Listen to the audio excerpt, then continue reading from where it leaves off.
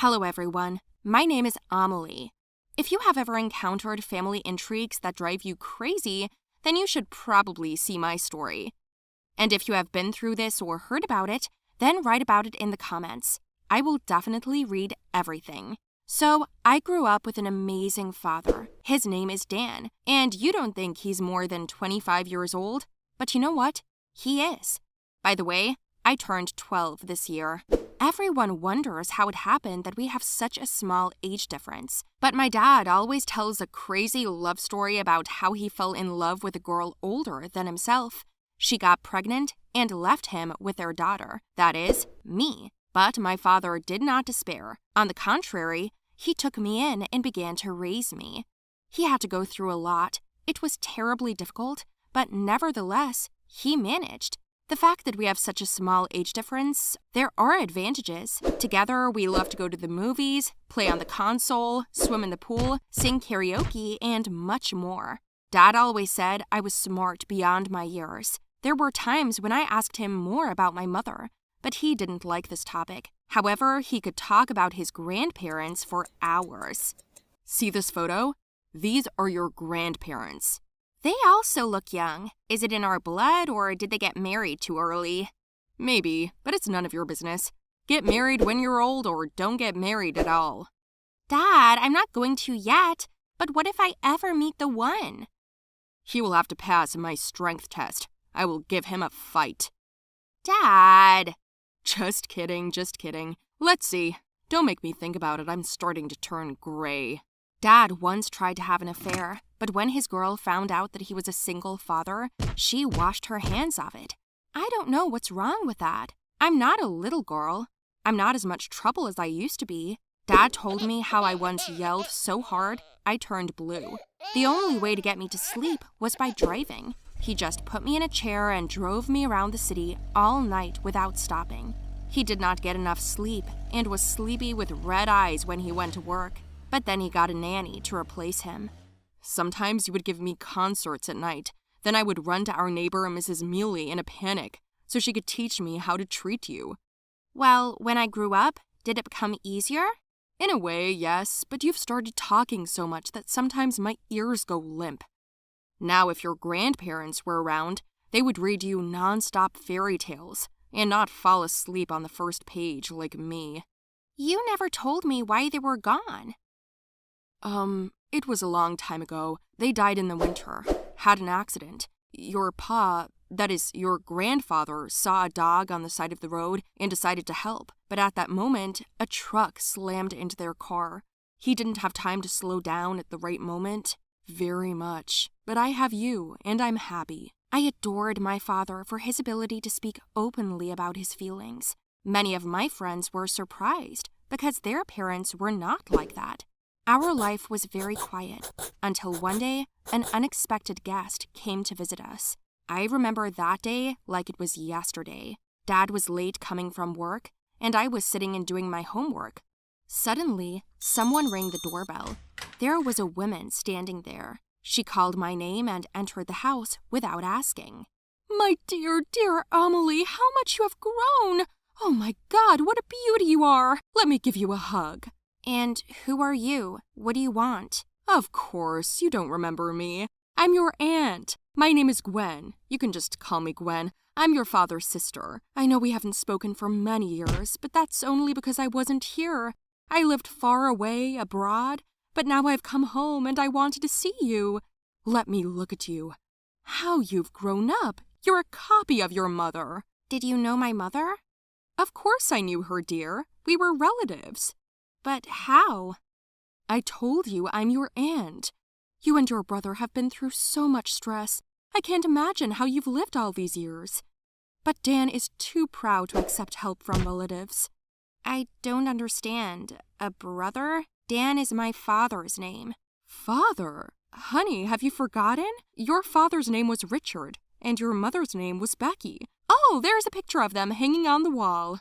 Gwen pointed at a photo of my grandparents, and my mind was a mess. I thought, what kind of crazy person has come to see us? Then Dad came into the room, clearly not happy to see this woman. What are you doing here? Honey, it's good to see you. How you've matured! You and your little sister are very similar, a copy of your parents. May they rest in peace. Dad, what is she talking about? Dad? Why does she call you Dad, Dan? It doesn't matter. You'd better go. What's the rush? I've brought so much for Amelie. I even have photos of your parents, and I wanted to give them to you. Here they are. Dad, what's going on? But my father took the photo, opened the door, and ushered the intrusive woman out. His face was pale, and he sat down on the sofa and looked at me in silence. My heart was pounding against my chest. I was slowly beginning to understand what was going on. I went over to my dad, looked at him, and asked him again, "What's going on?" Dad took a deep breath and then told me that he was actually my brother, and my grandparents in the photo were our parents. They really died in an accident, just like he said, but at that time I was so small that I didn't even understand anything. I was only 2 months old. Dan was silent. I cried so hard that I couldn't get enough air into my lungs. All I did was burst into sobs and run to my room. All night, I hugged my parents' photos and cried. This bitter truth just broke me. I couldn't even find the strength to stand up. A week passed, and I still hadn't spoken to my brother, and it seemed to me that if he had told me the truth right away, I wouldn't have been in as much pain as I am now. Then I found Gwen's phone number, which she left with the photos. We met, and I asked her about my parents. When they died, Dan looked so lost. Me and other relatives tried to help him, called, looked for you, but he didn't get in touch. He had completely shut himself off. He carried you in his arms, took care of you, did everything himself, did not allow us to even approach you. Maybe it was just that he felt responsible. He should have told me the truth sooner. Oh, baby, he had such an unexpected weight on him. He lost his parents when he was still a child and decided to raise you. He put the whole meaning of his life into you. Not every parent is capable of that, let alone a brother. Believe me, I would know. I'm so mad at him. And how long would he have been silent? As long as he thought it was necessary, even if he never told you at all. He still hasn't married. Have you thought about that? Because he hasn't found the right one. Yes, there is something in that too, but the main reason is you. He's focused all of his attention on you, Amelie. My aunt's words made me think. I went home that night, and Dan was sitting on the couch. He wasn't eating, he wasn't drinking, he was just sitting. And as soon as I walked in, he started talking first. I'm sorry, Amelie, I'm sorry. I should have told you right away and not lied to you all these years. I was wrong, but I didn't know what to do. I'm not a parent. I just wanted what was best for you. First, I raised you like a brother, and then one day you called me Dad, and I couldn't tell you the truth. Forgive me. I tried, but I couldn't, because I thought it would make you feel different, like you were an orphan. I understand. It's you who needs to forgive me for being so selfish. It's stupid to take offense at that. I should be grateful that you didn't put me in an orphanage. I would never do that. I know. Aunt Gwen gave me a whole album with pictures of our parents. Maybe we can look at it together, and you can tell me everything? I also have something for you. He took my dad's and mom's things out of a dusty drawer, and among them was a tape recording of my birthday. Dad was shooting straight from the hospital, and Dan was running around. We watched together and cried. He told me so much about them, and I was happy to see them at last.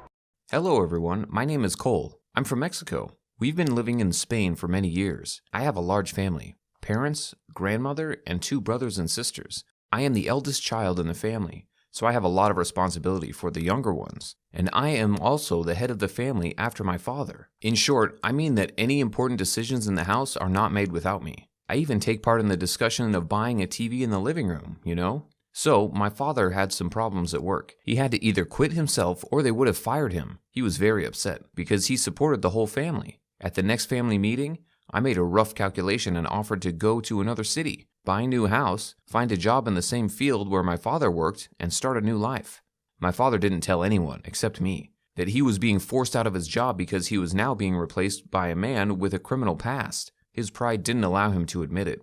So we came up with a plan to move out of the city. And since my grandmother, grandfather, and mother especially listened to my opinion, It was decided to move. We chose a city far away from where we lived, sold our house and apartment. With these funds, we bought one big house, as my mother always dreamed, and even had enough money for a car. We were lucky with the purchase of real estate. Just realtors told us that the owner of the apartment has long left and sells up to cheap. It was amazing that we got it, but we were happy. We managed to choose a wonderful quiet area. In front of the house, there was a nice facade. The house had 2 floors, each with a room, a small courtyard on the street where my mother was going to build a summer kitchen. In general, although not the capital, but with amenities. For about a month, we equipped the rooms, the kitchen, made a summer house, and even bought a dog for the younger ones. We had a housewarming party in a small family circle, and then Dad got a job, and things got even better. I found an easy part-time job and visited the Old People's Club every day to socialize. Thus, each of us chose an activity to our liking. One weekend, my father suggested that we go to his brother's house for the weekend. Everyone agreed, but I decided to stay. After seeing everyone off on a Saturday morning, I took the dog and went for a little walk with him to the store, bought ham, milk, eggs, and bread. There was nothing to eat at home. I left the groceries in the kitchen, went to the bedroom, changed my clothes, and when I came out, there was an empty bag on the table. I didn't know what the hell it was. The dog was in the room with me. Were they thieves? Then why do they need my products? I thought. Just in case, armed with a stun gun, I went through all the rooms with the dog. But everything was clean. Then I ordered a pizza, didn't finish it, left it on the table, and fell asleep. When I woke up a couple of hours later, the remnants were gone. It began to frighten me. I sat in the kitchen all day that day, but there was no one and nothing. At night, I installed my dad's old camera in the kitchen and went to sleep. What I saw the next day was shocking. A man broke into the house and stole my food, and he knew every corner of it. But I couldn't figure out where it went because the exit was on the other side. I dragged the camera to the front door the next night and then saw the man coming out into the backyard. I took the same stun gun with me and found the place where the man got out. Wow, I didn't even know we had a basement on this street. You can't even see it just like that. It was so well camouflaged. To be honest, I was terrified. I called a friend, and Carl arrived 15 minutes later. He brought my mother's pepper spray. I took my father's taser and flashlight, and we carefully opened the door and went downstairs. We did this very slowly, looking at everything around us step by step. When at last we were completely submerged in the basement, my dog beat us to it. She ran down and we heard screams. Carl and I looked at each other and ran after the dog.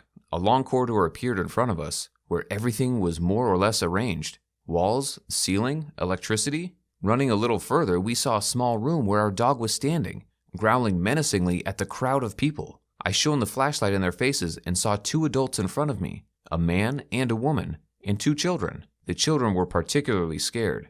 I got the impression that they have been living there for a very long time. The light was dim enough, and the light from the flashlight made them close their eyes and cover their faces. After I chased the dog away, we just stared at each other. This family was so wild.